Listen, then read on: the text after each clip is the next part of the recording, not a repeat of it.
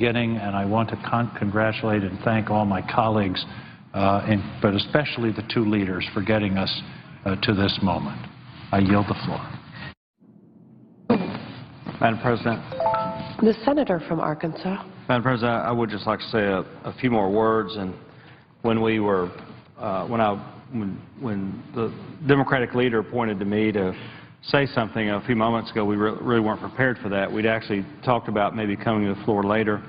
But, and I'm so glad that Senator Collins is on the floor now, because she really deserves the lion's share of the credit here for pulling this together, and I'm sorry we had no notice on that. But nonetheless, let me also say something that they've kind of joked about some during this process about the women of the Senate. But the truth is, women in the Senate is a good thing. And you see leadership, and we're all just glad that they allowed us to tag along so we could see how it's done. Isn't that right? No, we really, it was a great experience for us to work on this. And I think today, really, I know it's a Reed-McConnell product at the end of the day, and that's great. That's really what we wanted it to be. We talked about in one of our first meetings that we understood that we would be the plan B. The problem was there just wasn't a plan A. And we thought if we could be a plan B and help move things along, we thought that would be beneficial and constructive, and I think it was. And I think the fact that the leaders knew that we were working and that we were trying to do some problem solving, I hope it helped things along. I know it wasn't always a pretty process, but we definitely tried. But Madam President, what I think today is all about as well is a victory for bipartisanship. When you look at the talk shows and you listen to all the talking heads and do all that stuff, they never mention this, but the truth is the only way to get anything done is Washington, is do it in a bipartisan way. And it doesn't matter really if you're in the United States Senate or on the local school board. If you want to get something done, you got to work with the other people in the room. You may not always agree with them. Maybe that's not who you have elected, but that's who got elected, and that's who you work with. And that really, I think, is one of the lessons today, that if we work together, we can solve these problems. And that starts by putting the rhetoric aside, putting the party labels aside, sitting down and listening to the other side. We had to do a lot of listening here because, you know, sometimes people have different views on things. They come at issues from different angles. They have different backgrounds they bring to the table. Nonetheless, have to do a lot of listening. But I hope that today's a big loss for blame game politics. So from my standpoint, when I turn on the television and I see either people here on this floor or on the floor down the hall or having press conferences and it's just blame, blame, blame, to me, that's dead-end politics. That's one of these situations where some people put on a red jersey, some people put on a blue jersey. We shouldn't do that. To me, that's how you get to where we've gotten to this week with shutting down the government, running the risk of breaching the debt ceiling. We should never allow that to happen. That's what's wrong with Washington. We need to work together to get this done. And we've always said, I think all 14 of us who were in this group that worked together, the Collins group, I think we all said that we can do this if cooler heads will prevail, and that's what happened. And we were so delighted and pleased to be a part of it. I want to thank the two leaders for their leadership to, behind the scenes, encourage us to move forward and get this done, and we definitely appreciate that. But the truth is, we have a lot more work to do. We have a lot of work to do around here. There's a lot of work in this city that's been left undone. And the Congress is largely responsible for that. If we can work together, and if we can do what we did today, if we can drop the rhetoric, if we can roll up our sleeves just like they do in Maine, just like they do in Arkansas and other places around the country, people in this country know that governing is hard work. But that's why they sent us here. That's why we run for these jobs. We run for these jobs so we can make the hard decisions. We can make the big decisions. That's what the American people are starving for. They want us to work together. And here it is. I know it's the last day before we have some terrible consequences to the economy, but that's what people want. They wish we'd do it a lot sooner than we did it today, but nonetheless, that's what they want. And I just hope and pray that in this body, we will continue to work together. We'll be problem solvers. We'll get things done. The legislative process is not always pretty. We understand that, not always pretty, but that we'll get it done at the end of the day. We'll reach those bipartisan agreements that will make this country proud. With that, Madam President, I yield the floor. The senator from California. Thank you very much, Madam President. I am not part of this group of 14, I believe it is, but I want to thank them. I know a little bit about how hard it is to try to pull something together in an emerging situation, and they have done it. And I see Susan and Amy and Lisa here on the floor, three senators who played a major role in this, and I want to say thank you. Thank you for taking the time, having the courage, and putting forward the ideas that you did. I also want to thank the leaders, Senators Reid and McConnell, because I think them coming together essentially averted what I saw as a potential catastrophe. Although there's many a slip between the cup and the lip, I think we're in the home stretch. I think what we see is both the continuing resolution and the debt limit being extended, albeit not for much. Coming over here, somebody stopped me and says, well, we're going to be right back here in 3 or 4 months. Our challenge is to make that not so. I also want to thank Senator Cruz, whom I've had occasion to tangle, but he has said that he will not stand in the way of a vote. And to me, that is very important, because nobody knows what really will happen if we do not pass the debt ceiling in a timely way. And in a way, it's a big lesson in itself. Let us not go there again, and let us use this 3 to 4 month period in a wise and willing way to sit down, as the group of 14 did, and work out issues before we are right back where we came to them. I think another part of the agreement that's very good is that it allows the Budget Committee to go ahead and conference. After Senator Murray sits next to me, and after her 20 attempts to move this body to conference, all of which failed, it looks like that will not happen. Well, here's what that means. That means that we will have a budget for next year from which the appropriation allocations will be drawn very quickly, and which our bills can be brought into conformance with. I happen to chair one of the appropriation subcommittees.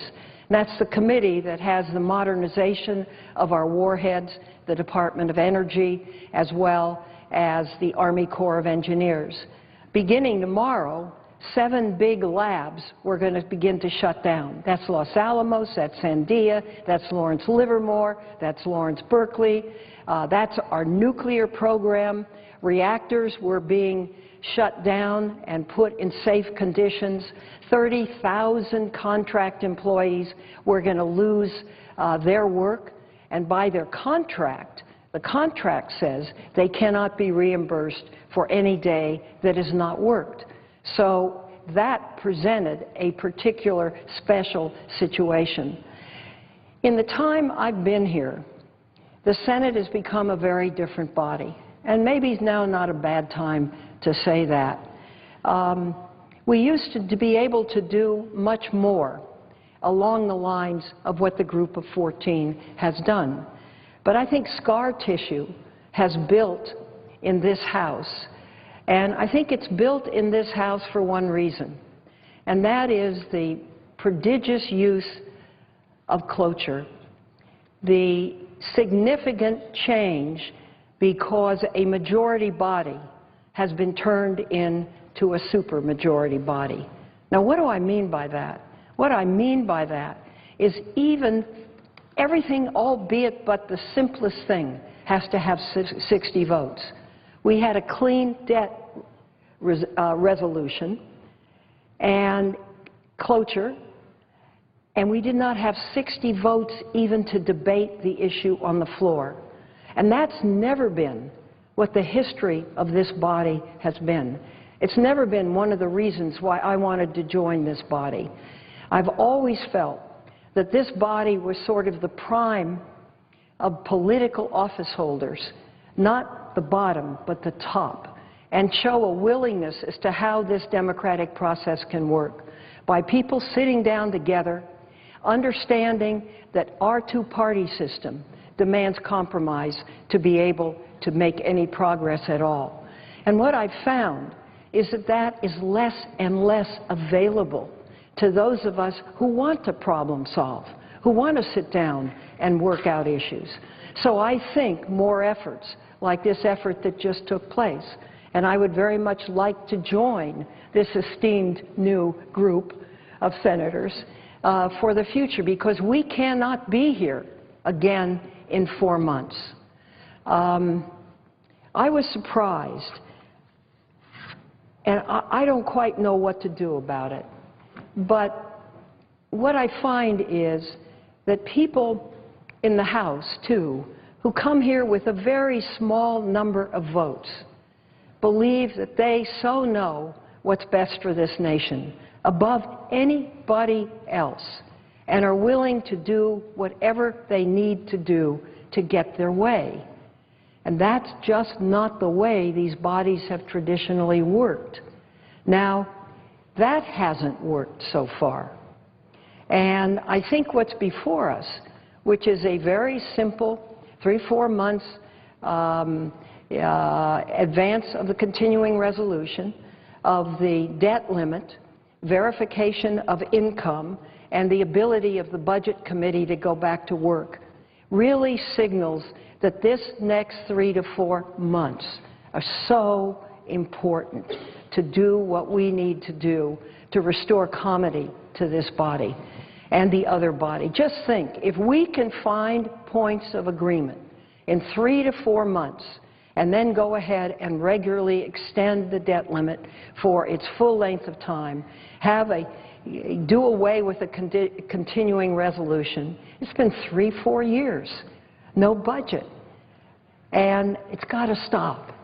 So I am hopeful that with the leadership now that appears to have come together between Senator Harry Reid and Senator Mitch McConnell, that these months can really be dedicated to a bringing together of both sides around problem solving. And all I can do is pledge myself to do my utmost to help us get there. So this is just one step on the road. And again, there's many a slip between the cup and the lip. So I hope this is going to pass this body today, pass the House, and that we go out with a resoluteness to come back another day and work together to solve what are some very major problems before us. So thank you very much. I yield the floor. The senator from New Hampshire. Thank you, Madam President. I'm very happy to be able to come to the floor this afternoon to join those who have already spoken to commend the fact that we have finally come to an agreement, it appears, that will end this government shutdown, that will allow the country to pay its bills, and that will hopefully address some of the uncertainty and harm that has come to families, to businesses, and to this economy over the last several weeks. I want to thank and applaud the leadership of Majority Leader Reid, of Republican Leader McConnell, for being able to come together to reach this agreement.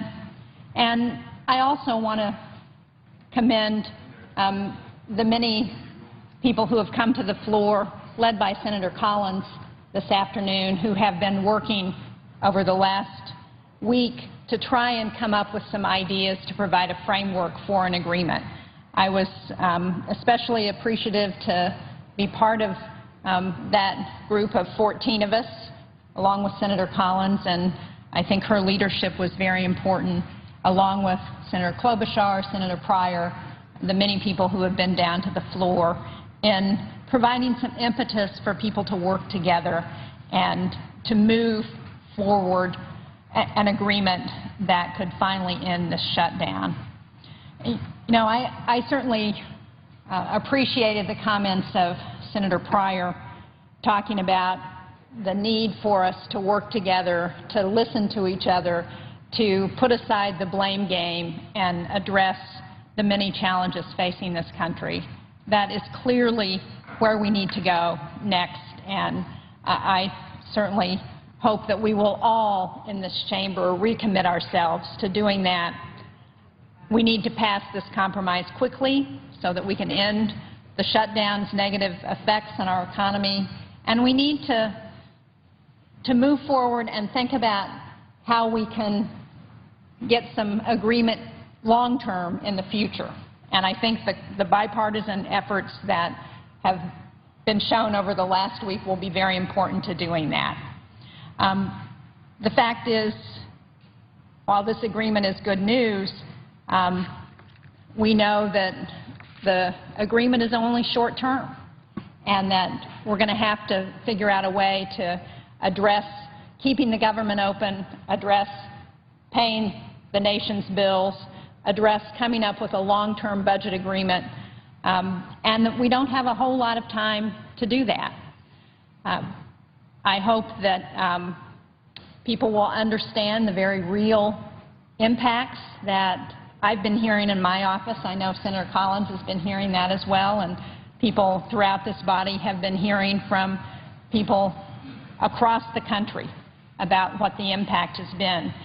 Yesterday, I participated in a small business committee hearing to hear the impacts of the shutdown on small businesses across the country. And I appreciate the leadership of Senator Landrieu in organizing that hearing.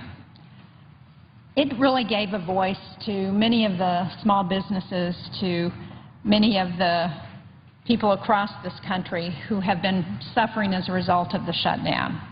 And I thought it would be helpful to share a few of those stories today as a reminder that, as happy as I am that we've reached agreement today, we've got a lot of work to do in the future to make sure this doesn't happen again. One of the people we heard from yesterday was a New Hampshire community banker, Chuck Withy. He's the president of Provident Bank. They have 4 locations in New Hampshire. And he told me that small businesses, as we know, are the backbone of what they do at his community bank. He said the shutdown has had a material and profound effect on many small businesses in southern New Hampshire because of the shutdown of the SBA loan programs. And we all know how critical access to capital is to making sure businesses can operate. Well, Chuck testified that Provident Bank has 12 loans that are stalled right now. They're just waiting for SBA to open back up. They have a total of $2.7 million in small business loans. That's just one small bank that are currently on hold because of this crisis. And sadly, according to Chuck, the consequences of this holdup may be permanent for some of those businesses. There are purchase and sale agreements hanging in the balance that may lapse and have to be renegotiated. The small business owners may lose credibility and lose their ability to negotiate similar contracts in the future. And he went on to say that the numbers don't really include the dozens of applications for loans that would have come through the door but didn't because of the shutdown. He also talked about a new program that Provident was just about to launch before the shutdown, a program that would focus on microloans for very small businesses, those businesses that usually have borrowing needs of between $10,000 and $100,000 that would have been able to get loans as part of this program. Because of the shutdown, the bank had not continued that program. He indicated that they hope to roll it out as soon as government is operating again. But clearly there are businesses that have been hurt in the interim. We heard from people across the country at that hearing yesterday, from another SBA lender, Sally Robertson, who pointed out that one of the borrowers that she's working with has posted a $149,000 deposit on a new project, that if they can't close in a timely fashion, they're going to lose that deposit. We heard from some small businesses with federal contracts who are they have their contracts on hold, so they've had to dip into their cash reserves or furlough workers. And we also heard from a representative from the tourism industry who pointed out that travel and tourism in this country is losing $152 million a day during this government shutdown. Well, I know everybody here has heard stories like that from their home states. I'm sure you've heard those kinds of stories from the state of Wisconsin. Hopefully, we will reopen the government. We will pass this agreement today. We will be able to get those small businesses up and running again. We will be able to provide some certainty for those federal contracts. We will be able to bring back to work those furloughed workers and make sure that they get back pay. But the challenge is that we can't let this happen again. And I'm hopeful that because we have a budget conference committee going forward, that there will be a process by which we can put in place a longer-term budget agreement so we're not facing another shutdown in January, right after the holiday season. We don't want people to think they can't spend money during this holiday season because there's going to be another government shutdown or because the country might think about, again, defaulting on its debts in early February. As Chuck Withey said from Provident Bank yesterday, that small businesses will remain uncertain. They could face higher borrowing costs if Congress comes close to the brink yet again. It's an admonition that I am certainly going to take to heart, and I hope all of us will. So, again, I thank everybody who has helped in reaching an agreement today. Hopefully this will be approved by both houses of Congress.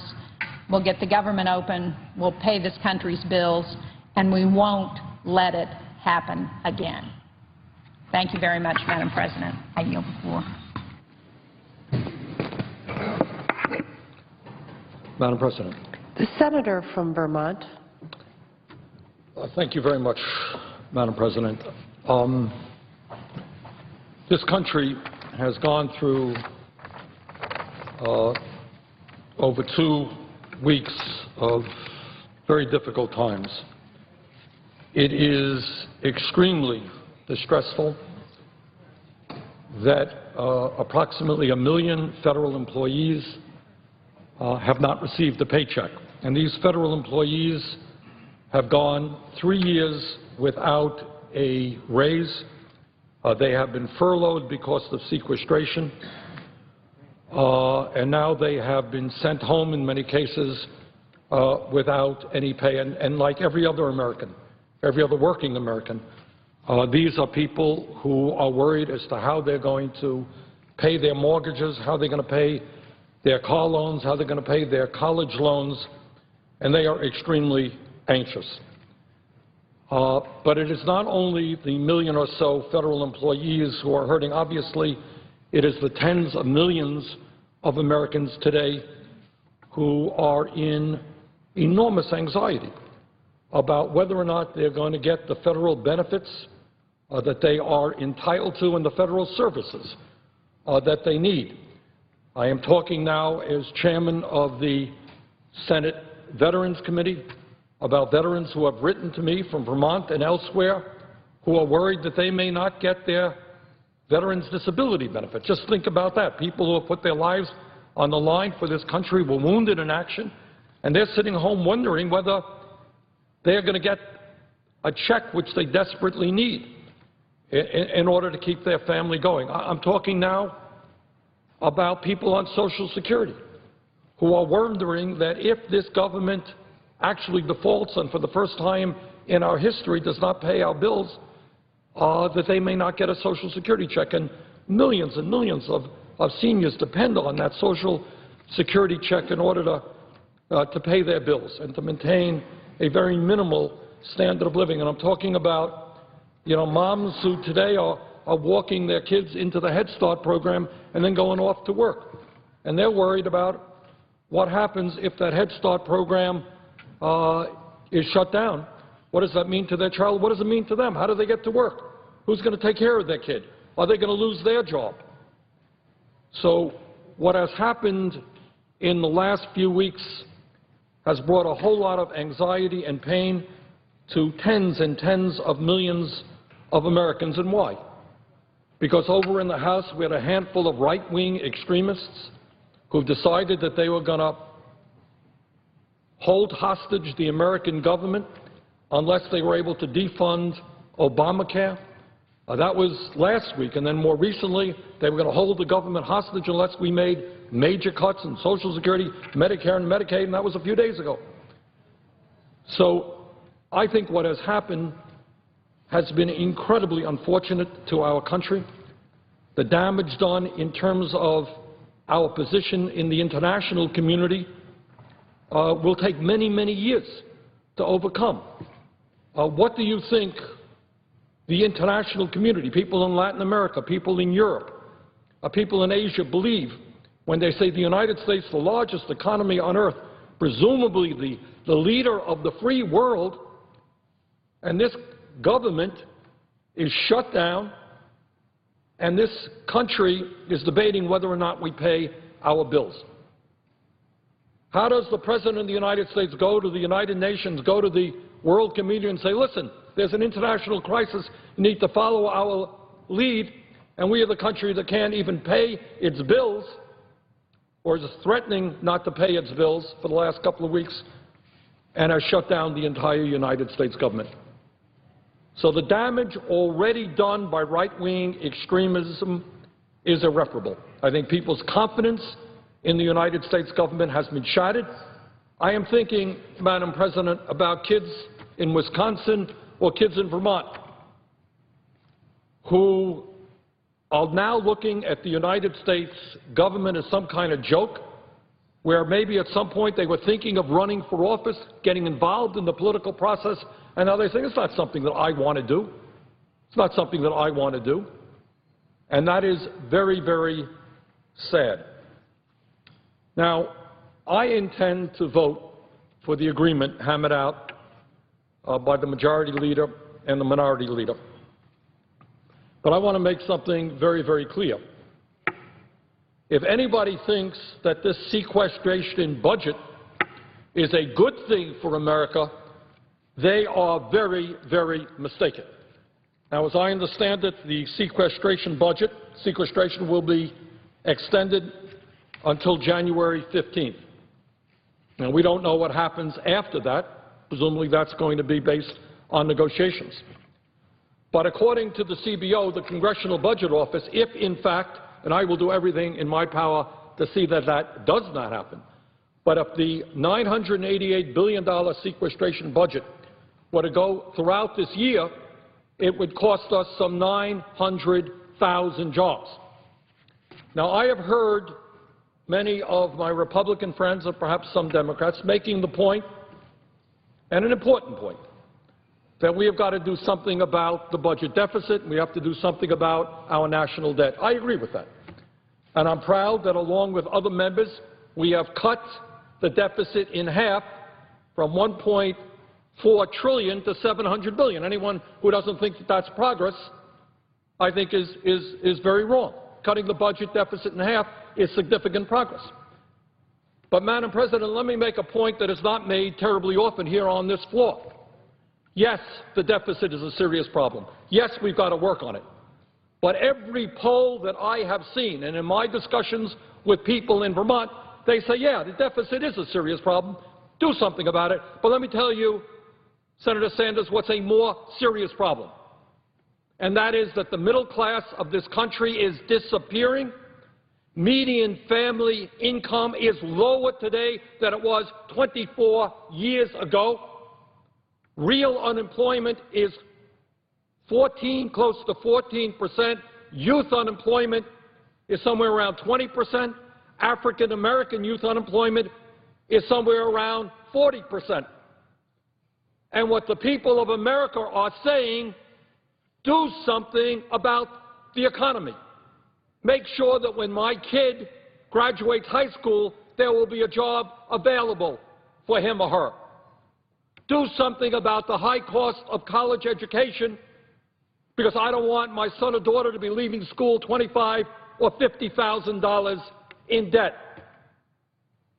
Make sure, they tell me, that you don't cut Social Security, because Social Security is one of the few bedrocks remaining to protect some of the most vulnerable people in this country. Make sure you don't voucherize Medicare, as the Ryan budget in the House proposed, and Medicare as we know it and give senior citizens an $8,000 check, and when they get diagnosed with cancer, good luck to them because that $8,000 will last 2 or 3 days. Make sure you don't slash Medicaid. So, Madam President, the important point that has to be made is deficit reduction is an issue. But the more important issue that the American people want us to resolve is to create the millions and millions of jobs this country desperately needs. And the sequestration budget that we're voting on today moves us in exactly the wrong direction. If that budget were to go on for a year, right now it's scheduled to end at January 15th, but if that would go on for a year, it would cost us 900,000 jobs rather than growing the many, many millions of jobs that we currently need. And, Madam President, let me again raise an issue that many of my colleagues do not talk about, but I think the American people understand. At a time when we have more income and wealth inequality in this country than since the 1920s, what morality demands, and in fact what good economics demands, is you don't balance the budget on the backs of the elderly, the children, working families, the poor. But I don't hear much of that discussion here. Now, if you have a situation in America where the top 1% owns 38% of the wealth and the bottom 60% owns 2.3% of the wealth, who should have to experience austerity? Should we go to working families who in many cases have seen a decline in their income and say, guess what? We're going to have to balance the budget on your backs. We're going to have to cut Medicare, cut Medicaid, cut nutrition programs, cut the ability of your kid to go to college, because we need to balance the budget, and guess what? The rich and the powerful have too many lobbyists here, and so we're going to have to cut programs that impact you. Well, I know that many people here in the Senate want to move in that direction. I do not. Not only do we have an obscene, unfair distribution of wealth, it is as bad when we talk about income inequality. Madam President, you have seen, I know, the same studies that I have seen, which talk about how in the last few years, 95% of all new income generated in this country went to the top 1%. 95% of all new income went to the top 1%, while tens of millions of other Americans saw a decline in their income. Now, Madam President, if in... The senator has used 10 minutes. I would ask unanimous consent for 2 more minutes. Without objection. Madam President, I think if you had a discussion in some diner in Wisconsin, or I did the same in Vermont, and you talked to people and said, look, the wealthiest people are becoming much richer, middle class is declining, poverty is at an all-time high, how do you think we should deal with deficit reduction? You really think we should be cutting programs for the elderly, working families, the children, the sick, or the poor? Or maybe do we ask the wealthiest people in this country to start paying their fair share of taxes? Maybe, Madam President, I know this is just a terribly radical idea. Today, 1 out of 4 major corporations pays 0 in federal income tax, because a lot of these multinational corporations are stashing their money in the Cayman Islands and in Bermuda and in other tax havens. Now, I know it's a very radical idea. I guess I'm an extremist for thinking maybe it is more important for corporate America that is enjoying record-breaking profits. 1 out of 4 major corporations pays nothing in federal income taxes. Maybe we might want to ask them to pay something in taxes so that we don't cut Social Security, Medicare, Medicaid, education, and nutrition programs. Now, I think what goes on around here is our sense of reality is distorted, because surrounding this building are not working families. They're too busy back home trying to maintain their families. Not children, and we have the highest rate of childhood poverty in the industrialized world. They're not here. But all of the lobbyists from the billionaire organizations and for corporate America, they're here. telling us what we should be doing. Well, I think maybe the time is long overdue that we stood up for the working families of this country, for the children and for the elderly, and not move to a deficit reduction on the backs of the most vulnerable people. And with that, Madam President, I would yield the floor.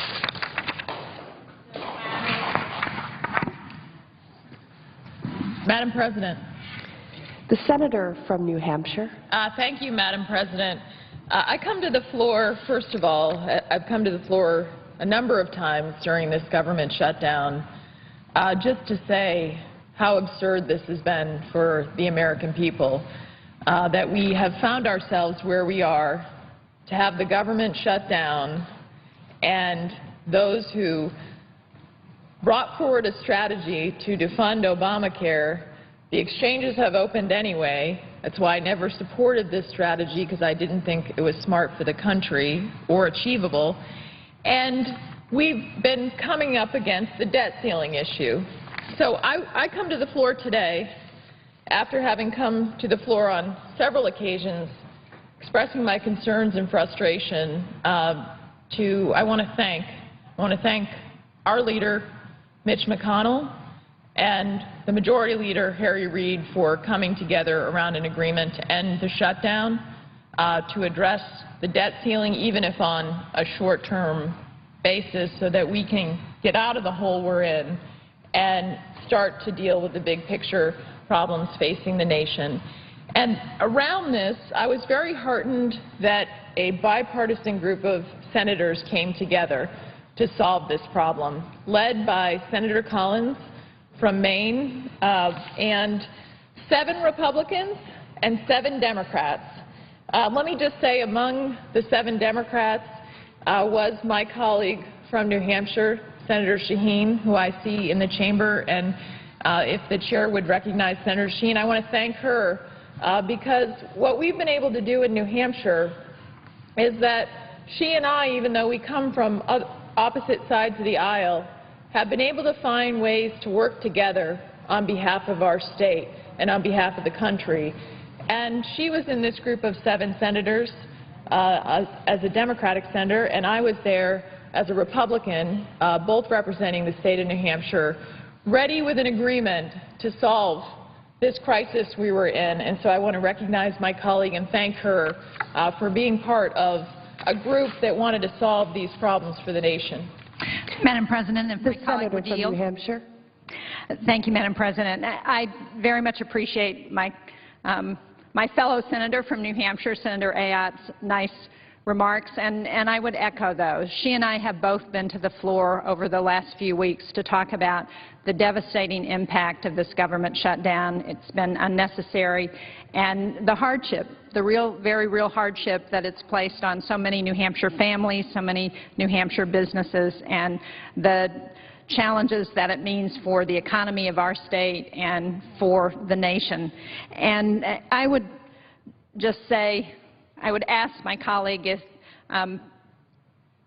it would be important as we think about going forward and trying to deal longer term with the need to come up with a budget for this country, the need to address the paying our bills in the long term, if this kind of bipartisanship that we try to exhibit for New Hampshire would be important for all of us to think about as we try to solve those challenges long term, and also just for us to try and reassure the people of New Hampshire that I believe we're going to be working together to try and do that, and hopefully everyone else here will do the same.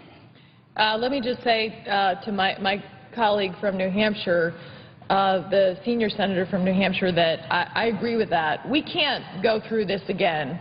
And it is incumbent on all of us to work together, even though we come from different parties, so that we don't go from crisis to crisis in managing this nation.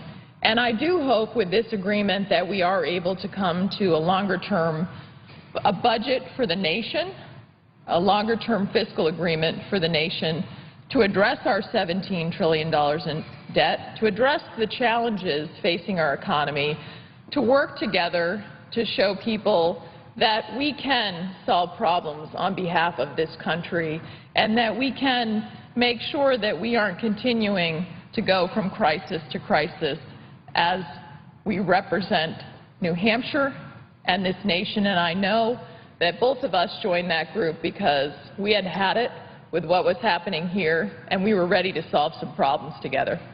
Madam President, I thank my friend and colleague from New Hampshire, Senator Ayotte. Thank you, Senator Shaheen.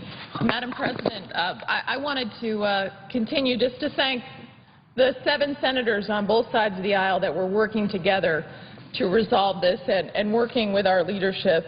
And I mentioned this was led by an effort by Senator Collins, Senator Murkowski from Alaska, Senator McCain, Senator Johanns, Senator Kirk, Senator Flake on the Republican side of the aisle, and on the Democrat side of the aisle, Senator Manchin, Senator Begich, Senator Pryor, my colleague Senator Shaheen, as I've mentioned, Senator Klobuchar, Senator Donnelly, Senator Heitkamp, and we even were tripartisan because we had Senator King with us as well in these efforts. And I think what we demonstrated is that we can come together as a core group when things break down here, that there are many of us that desire to solve the problems facing the nation, and we know that we can't do it with one party alone. It took 2 parties to get us $17 trillion in debt, and it's going to take 2 to get us out of this hole.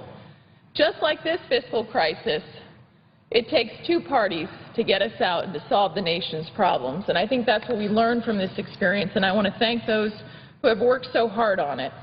Let me just say this. I'm blessed to be the mother of my children just turned 6 and 9 years old during this whole crisis situation. And my daughter, you know, because it's been hard to get home during this, and my family's still in New Hampshire. I still live in New Hampshire. And my daughter Kate asked me, Mom, why can't you just get the government open? What's wrong? Well, why can't you get this solved? I mean, such the common sense questions that I got from her and from our son Jacob. And think about the lessons we try to teach our children. Aren't we always trying to teach them that when they get into a conflict, you got to work it out? That, yes, you don't get to get everything your way, that it isn't always your way. Well, those are the lessons I think all of us, regardless if we're Republicans, Democrats, Independents, trying to teach our children. And so I found myself in a hard position here where she's asking me the tough question. And I had to say to her, you're right, Kate, we got to work together. Otherwise, we're not going to get this solved. And even though I feel really strongly about my principles, I know that my Democrat colleagues do also. And what kind of lesson am I showing if I can't help get this resolved? And that's why I was proud to be part of a bipartisan agreement. Now, let me just bring us back to why we got into this government shutdown for a moment. Because the other thing, being a mother of 2 children, when something goes wrong, I always ask my children, when you make a mistake, what did you learn from this? What was the lesson you learned from the mistake? And I did not believe that the defunding Obamacare strategy was going to succeed from the beginning. Not because I'm not a strong opponent of Obamacare. I absolutely am. But the fact of the matter was that the government shut down, the exchanges opened anyway, and yet the government was shut down, and we put all these people who were worried about whether they're going to get their paycheck, veterans worried about what's going to happen. We can go on and on. I've heard the impact in my state. And I guess I would ask, and by the way, all the flaws that those of us believe that do exist in Obamacare, that was all overshadowed by the fact that the government was shut down. And I do want to fix this law. I want to repeal it. I want to replace it with common sense reforms. But this was not a strategy to make that happen. And I guess I would ask the question that I asked to my children, what do we learn from all this? What we learned is that this was not a successful strategy from the beginning. That yes, you can be against Obamacare as I am. I am for repealing it and replacing it. But shutting down the government was not a smart strategy and not the right direction. And I hope we never do this again. and I hope we learn our lessons from this. So I asked my children to do that, and I'm going to ask myself to do it, and I'm going to ask others to do it. And let's move forward. Let's work together. Let's find ways as we get to January and when the funding for the government expires again in February, let's take on the big challenges facing this nation. The $17 trillion in debt, let's get a budget for the nation. Let's move forward from here, learn our lessons, work together, and get it done for the American people. Thank you, Madam President.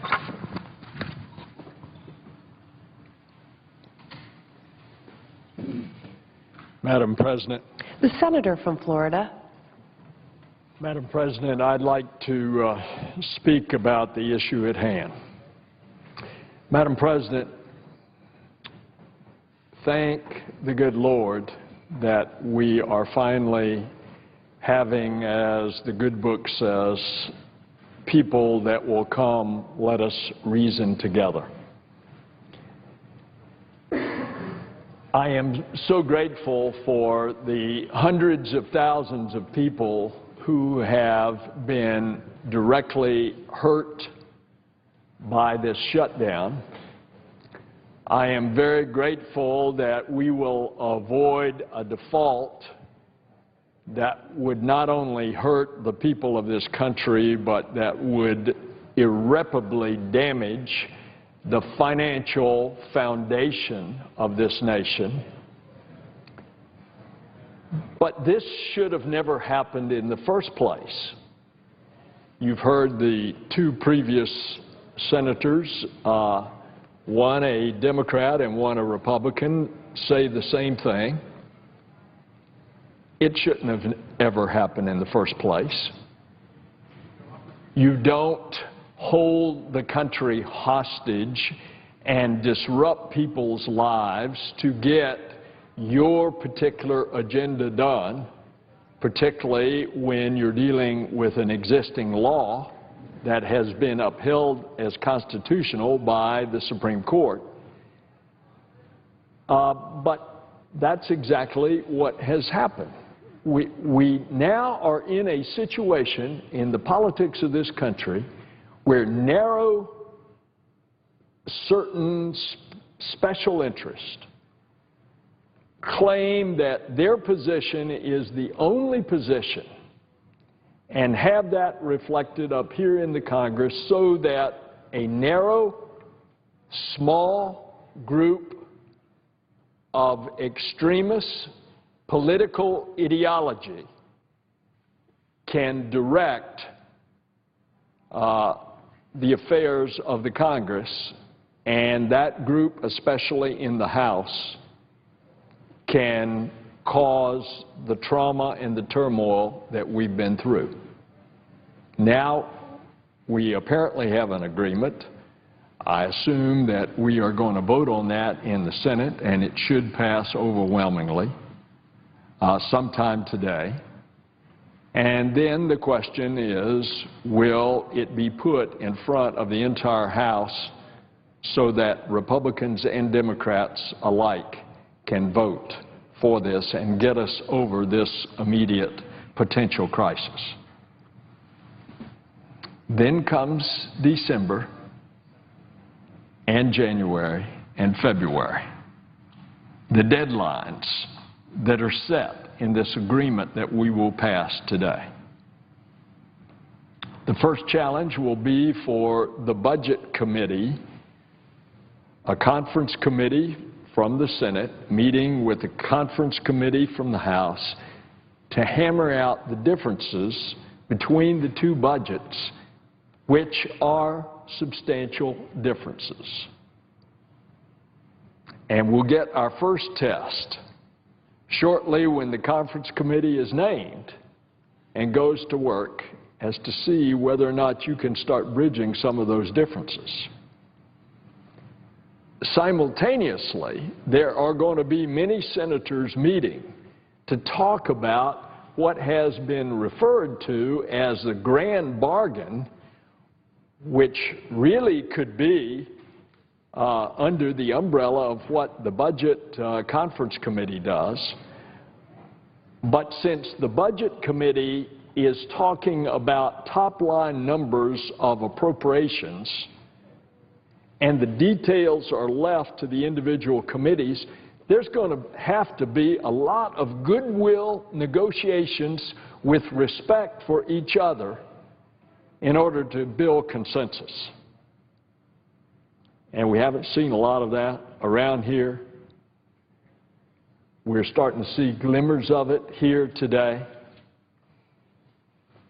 The real test is going to come in the next couple of months up to the deadline of December the 13th, and then, of course, January the 15th.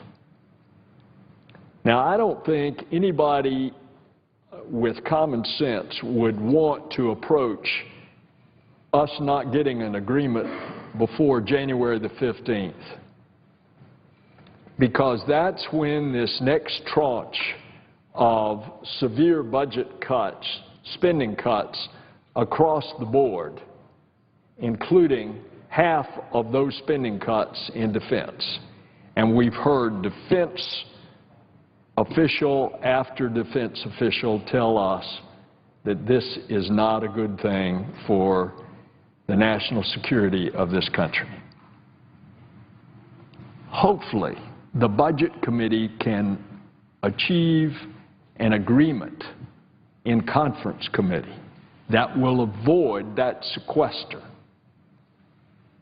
And if all of that is done and the wheels are set in motion about the fleshing out of a Budget Committee agreement, for example, tax reform, done in the Finance Committee here, done in the Ways and Means Committee over in the House, if that can be done, tax reform, getting rid of a lot of the loopholes, producing revenue, utilizing, for example, some of the revenue to lower tax rates, some of the revenue to pay down the deficit, to lower the deficit, and some of that revenue to replace that sequester that is going to have such negative effects on the common security of this country. And if all that's done by January the 15th, then we won't have a problem come February the 7th, which is the time that the artificial statutory imposed debt ceiling comes around, because that crisis of potential default will have been absolved by virtue of the agreements prior to that. That's a lot of goodwill that's going to have to take place in the next few months. That's a lot of mutual consideration and respect that is going to have to reign instead of a lot of what we have seen here in the past few weeks. So I am grateful that we have this agreement and that in the next 2 days it can be wrapped up and default can be avoided. I am hopeful, albeit cautious, that we can avoid this again with good public policy. Madam President, I would close by saying that a public office is a public trust.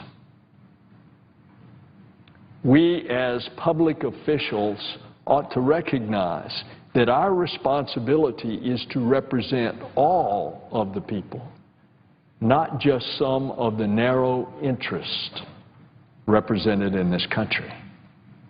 And if we will approach these next 2 days and then the next several months representing and recognizing that a public office is a public trust, then we can get it done. That is my hope, that is my prayer, and that's why I am very grateful that we've come to this point. Madam President, I yield the floor. I would suggest the absence of a quorum. The clerk will call the roll. Mr. Alexander.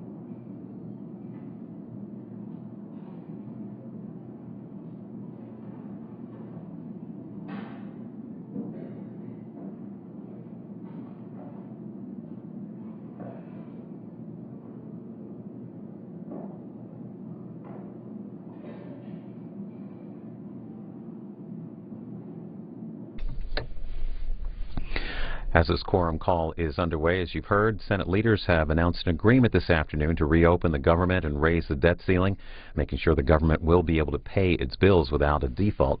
Under the agreement, the government would be funded through January 15th, the debt ceiling would be raised until February 7th, and the Senate will take up a separate motion calling on House and Senate negotiators to reach an agreement on a long-term deficit reduction plan. Republican Senator Ted Cruz of Texas says that he opposes the agreement, but he will not delay a vote on it. Senator Cruz was, of course, a key supporter of the strategy to shut down the government unless the president's health care law was rolled back. A short time ago, Senate leaders came to the floor to talk about and to announce the agreement. Majority Leader. Could we have order in the Senate? The Senate is in a quorum call. I would ask, thank you for reminding me of that also. I ask unanimous consent to call the quorum be terminated. Without objection. Madam President, the eyes of the world have been in Washington all this week, and that is a gross understatement. And while they witnessed a great deal of political discord, today they will also see Congress reach a historic bipartisan agreement to reopen the government and avert a default on the nation's bills. The compromise we reached will provide our economy with the stability it desperately needs. It's never easy for two sides to reach consensus. It's really hard, sometimes harder than others. This time was really hard. But after weeks spent facing off across a partisan divide that often seemed too wide to cross, our country came to the brink of a disaster. But in the end, political adversaries set aside their differences and disagreements to prevent that disaster. I thank the Republican leader for his diligent efforts to reach this important agreement. The Republican leader's cooperation was essential to reach an accord that could pass both chambers of Congress and also be signed by President Obama. As part of our agreement, in order to assure Congress continues the work of setting this country on a path of fiscal sustainability, this legislation instructs leaders to name conferees to a budget conference committee that will set our country on a long-term path to fiscal sustainability. Madam President, I know that some say that's going to be hard, but what we do is hard here, and this is really hard, but I think we can get it done. The committee members selected must have open minds, be willing to consider every option, no matter how painful to their own political ideas and even their own political parties. This conference committee, led by Chairman Murray and Chairman Ryan, which will produce its negotiated budget resolution in December, is the appropriate place to discuss our differing views of the best way to chart a course for economic growth. This legislation also funds the government through January 15th and averts default through February 7th, during which time we can work toward a long-term budget agreement that prevents these frequent crises. And perhaps most importantly, this legislation ends a standoff that ground the work of Washington to a halt this fall. Madam President, this is not a time for pointing fingers of blame. This is a time of reconciliation. I look forward to working with my colleagues on both sides of this great Capitol to pass this remarkable agreement which will protect the long-term health of our economy and avert a default on our nation's debt and allow us to set a foundation for economic expansion. What we've done is send a message to Americans from every one of our 50 states. But in addition to that,